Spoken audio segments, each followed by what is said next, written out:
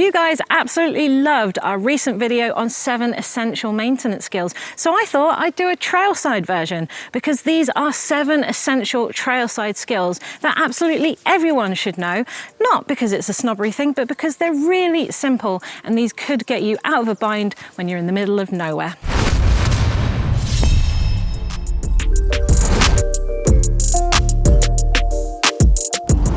If you hear a knocking or a rattling at the front of your bike, perhaps when you place it down like this, or if you wiggle it with the front brakes on, that is almost always a loose headset.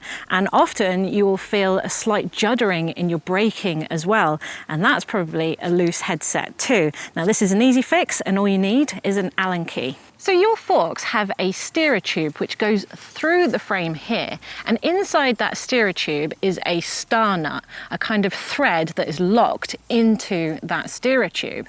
And when you tighten this top bolt at the top here, that is going into that star nut and it will start to bring the star nut and the forks in towards the frame, and the whole action should clamp down on your headset, which is usually in the top and the bottom of the frame, and this is what stops it from rattling. Okay, just to double check the diagnosis on the headset here, what I do is I put my front brake on and turn the bars, hold the headset area if you can or underneath the stem, and give that bike a wobble. I can feel it with my fingers moving and I can feel it knocking, so I definitely know that is a headset problem. Now the first thing you need to do is to loosen off your stem bolts here, because if we were to tighten this bolt, it would just pull the cap in towards the stem. It wouldn't pull the forks in and clamp it overall. So we need to loosen those first.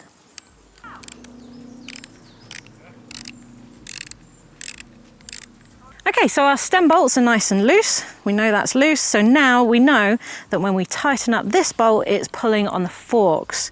So let's switch this to tighten, and it was quite loose. So if we tighten it, just sort of hand tight, and effectively you want to tighten it until it stops knocking. You don't want to go really hard, as you could pull the star nut out of the steerer itself. So just hand tight. No more rocking, and once you've got no more rocking, you just need to make sure that your stem is lined up. So I usually go around this side and make sure my handlebars are lined up with the fork crowns, and then we can tighten up at the stem. So everything's level and righty-tighty on the bolts of the stem. Now I'm doing this up hand tight, but I do have a torque device as well to make sure that it's torqued correctly. If you don't have one out on a trail, then make sure you torque it up when you get back to your home. So this one happens more often than you think. If you accidentally bash your disc on a rock or something like that, it can knock it out of line, it can even bend it. Now usually you know that you've got a bent disc because your brakes will go on and off, or maybe you won't notice it in feel, but you might notice it in noise. It might make a little tinging or a rubbing noise that sort of pulses on and off. You'll certainly know for sure if you lift up your bike and spin your wheel, and if it comes to a stop, chances are it's rubbing somewhere. Now, if it stops immediately, then your disc or your calipers are out of line. But if it rolls and then it stops, then you've got a bent rotor. Now, often you can see this by looking down at the rotor and seeing if it moves in relation to the caliper. And what you need to do is find where that movement is and figure out if it's going away from the wheel or if it's going towards the wheel. And then you know that you need to bend it back into alignment. In an ideal world, you will have something like this, which is a disc truing fork. Now, it's a big thick piece of metal with a slit going through it. you might be lucky enough to have something on your levers, your sort of tire levers, or maybe even a multi-tool that can help you. Ideally, you don't want to be using your hands unless you really have to, because all of the dirt and the oils on your fingers can contaminate that rotor. So if you've got some tissue or something, some blue roll in your bag, that might help. But hey, a disc truing fork is your ultimate savior here. Now, like I said earlier, you just want to be finding that bend and looking down at your rotor, maybe with one eye, and trying to find when it starts to rub. Is your best bet of finding that dent. And you'll generally know whether it's moving away or towards your wheel. And then all you need to do is get your truing fork and get it right down over the disc and push it back into alignment. It's as simple as that. Now, your disc is probably reasonably compromised anyway, so don't worry about being too ham-fisted. You're going to need to get it straight so that you can ride back home and get a replacement anyway. If you're ever in a situation where you may have bashed your derailleur or maybe bent your mech hanger and now your chain is dropping into your spokes, or perhaps it's falling off the cassette into the frame, then that's not a problem. That is what your limit screws are for. So as I said, they come as a pair. H controls the movement on your higher gears, or your harder gears, as I like to think of them. It's easier to remember that means it's controlling the movement of your hardest or smallest cog over here. And L, your L screw, is controlling your lower limits. So this is your larger gears, as I like to think of them. So that is probably the most common one for us, is stopping that chain from falling over your largest or your lowest gear at the top. Now, not all derailleurs have H and L written on them, but you can identify it quite easily. So as you can see, I'm in my hardest gear here, and you can see that this bolt is actually touching the derailleur. So that is what's stopping it from moving too far. And we'll use that one to protect the frame. So if you're trying to control your chain from falling off the top of your cassette and into your spokes, then you need to move your derailleur up to your largest gear or your lowest gear, or maybe even your second lowest gear, just before it falls off the cassette. And you will actually see on the derailleur that one of those bolts is actually touching the derailleur. And that's how we identify the right bolt in order to stop it from moving too far. Okay, hopefully I haven't lost you all with the talk of H and L and high and low. It's all much simpler when you start doing it. Now, if we imagine that you are in that situation where your chain is falling off the top of your cassette because maybe you bent your derailleur or your mech hanger, then what we need to do is get into our second largest gear. So as you can see, I've done that already. Now your derailleur will be nice and stretched out, and if you move it with your fingers, you can see that it hits that limit screw, that L or that lower limit screw there. And so what we're doing here is we're tightening up that screw until it stops it moving completely. And what that is doing is it's stopping your chain from moving into that largest gear. So if we get my trusty multi-tool here, and we're going to go clockwise or righty-tighty, just to screw it in until it comes in contact with the derailleur itself. And we can keep testing it, there's still some movement there. And there we go. Now the derailleur is not moving at all, which means if I go and shift into that bigger ring, it won't move at all. And that's what we want, because this is safety mode, so that you can get home without accidentally shifting and moving your chain into those spokes. Now, if your wheel takes a big knock, or for any reason you realise that your wheels are a little bit wobbly and you find that one of your spokes is loose, particularly if it starts to rattle and you can physically move it around, then ideally you want to tighten this up. Now, you don't have to be a wheel builder to understand this. This is just a fix to get you home and make sure that you don't lose that nipple into your rim and then it starts rattling around and it's hard to get out. This is a fix to get you home and make sure that someone can true your wheel when you get back, perhaps the local bike shop. Now, to do this, you're going to need a spoke key, and spoke keys are usually found on your multi-tool. So here on my toe peak, I've got actually 3 different ones because there are different nipple sizes. And in fact, a lot of valves these days, so my PT's valves, actually comes with a spoke key as one of the end caps. So this is really handy. So we find our wobbly spoke here, and this is a loose nipple at the top here. And what I like to do is look down as though I'm looking through the tire at the spoke, get my spoke key, and you'll want to put the gap onto the spoke itself and then move it up into place over the nipple. So as you can see, I've locked on now, and you will be tightening righty-tighty clockwise as you're looking down. So there's one turn, and then just keep checking it. And effectively, you want to keep doing this until it stops rattling. So that looks good. That should get us home. If your wheel is really out of line because you've knocked a couple of them, you might need to keep tightening until they get put back in line.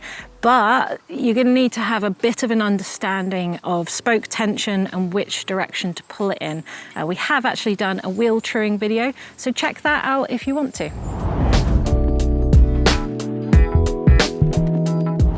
Now, sometimes your chain can get a little bit tangled up. I've seen chains bend and go through derailleurs at funny angles, and I've definitely seen a lot of chains get wrapped and mangled around chain guides at the front. Now, in this situation, if you need to take off your chain and you have a quick link, well, that's really simple if you have some quick link pliers with you, but if you don't, you can use nature's tool, and that is a rock. So I would like to have my bike upside down so that I can get the link to the top of this chain, and that gives me space to hit the chain without hitting anything else like my carbon frame, for example. Now, the derailleur will need to be slackened off. So with SRAM, you usually have a locking mechanism to keep this open. With Shimano, it doesn't have that. So what we'll need to do is flip this lever to off, and that takes the tension on the clutch off and makes it easier for us to get some more slack on the chain. Now, with Shimano, you are going to have to hold this and fiddle around a bit, or get your friend to hold it for you. And what we're doing is we've got the link here at the top, and we're effectively jumping this chain forward slightly so that we can make a triangle with our link. So what we're going to do with our nature's tool is hit that link, and what that will do is move the link along the pin on the chain and into its open position. So there we have it, our 2 halves have opened up, and now you can unthread your chain and try and get it back to straight again. And just a word on quick links, some of them you can reuse, some of them are single use only. So do check the specs on your chain or your quick link, because it might mean that you can put it back together now to get you home, but you might have to replace it in the future when you get back home. So now that your chain is back to normal, but it's still open, you can put the link back together without a tool. Now, all you need to do is get your link at the bottom of the chain line, because that way we can use the tension or the lack of tension on the derailleur to bring these two together. And you will be getting the pin in the open side of both sides of the links, and then that's not fully pulled together, but what we need to do is rotate this round to the top, and we're going to apply pressure to the pedal, and the tension between the two cogs will actually rip the pins into their closed position.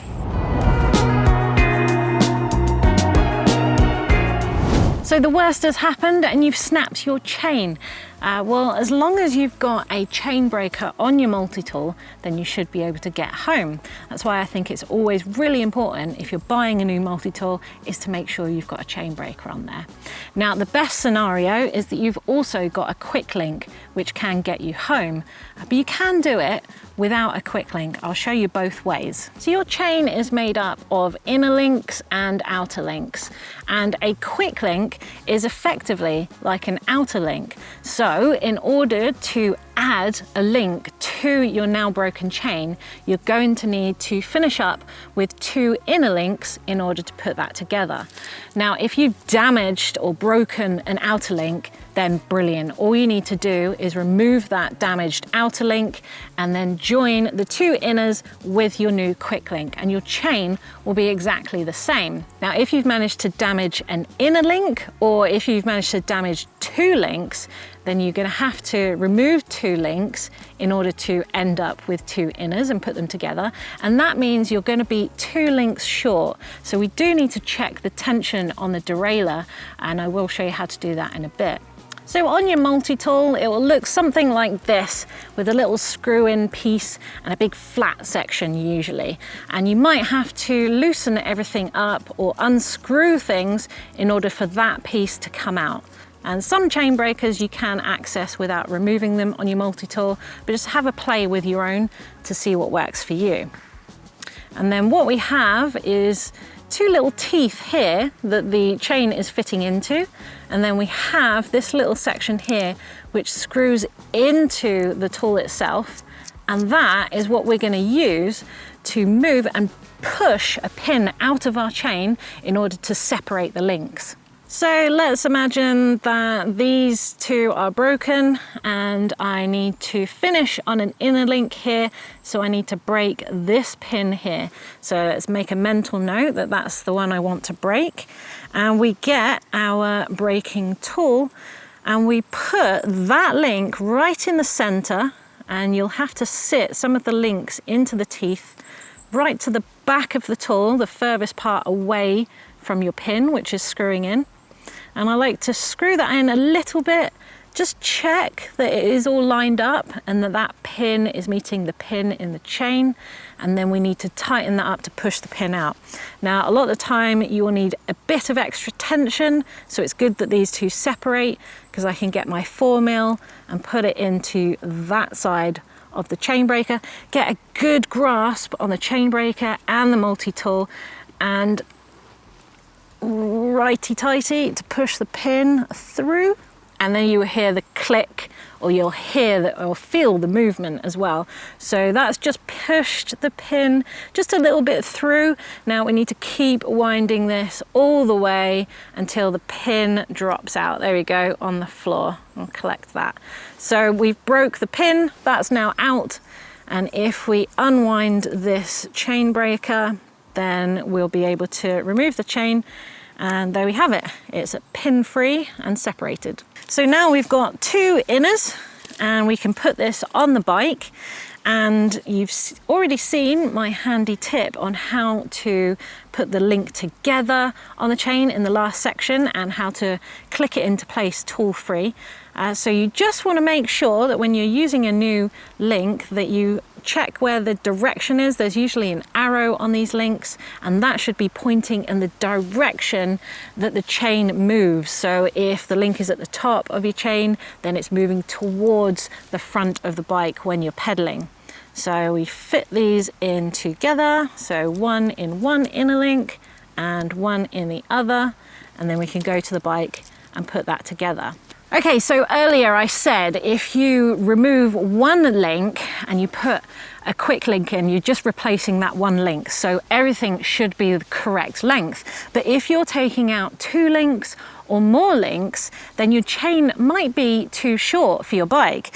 Now, if you were to put it on and everything's in place and the quick link is all closed, then put it into your second largest gear and just check your derailleur to see if you can get any more tension out of that. If it's tight already and you can't get any more tension, then chances are your chain is too short to be moving up into that bigger ring. So the best thing to do is go back to my other section that talks about using those limit screws and limit that lower or that larger cog screw to stop the chain from going up into that gear that's too big for the now short chain. And obviously your chain is now too short for your bike, so you can't ride around not using that bigger gear. So when you get home, you're gonna have to replace it.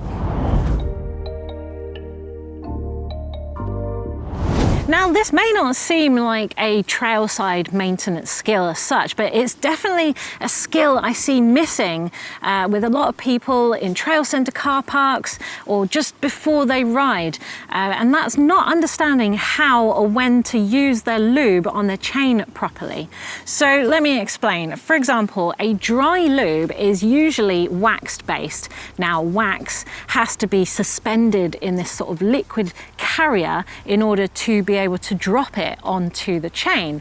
Now, because of that, a dry lube actually needs that carrier to evaporate to leave the wax behind. And so often I see people using dry lube just before they go out for a ride, and that means it might not actually be lubed properly. So if you have to do it before you ride, ideally you want to be doing it the night before, but if you've forgotten and you're doing it, then what you want to do is apply your dry lube, leave it in the sun if you can to dry out, go get yourself a coffee for an hour or so to see if that will dry it out, and then check before you go and ride. Now, the other common mistake is not understanding that that wax is suspended in a carrier, and often, as you can see here, it does separate. So you do need to shake that up and get that mixed in together. Because otherwise, all you're doing is applying carrier. You're not actually applying the lubricant or the wax itself. Now, your best bet if you need to lube your chain last minute is to go for a wet weather or an all-weather lube, which is usually oil-based, and that you can put on and go. But do bear in mind that when you use wet weather, it can be, obviously it's oily, so it can pick up dirt and grime and dust, and it might need a really good clean when you get back. Well, there you have it, guys. 7 essential skills or maintenance skills that you can do trailside, and hopefully if you remember them, they might get you out of disaster one day. Let's go.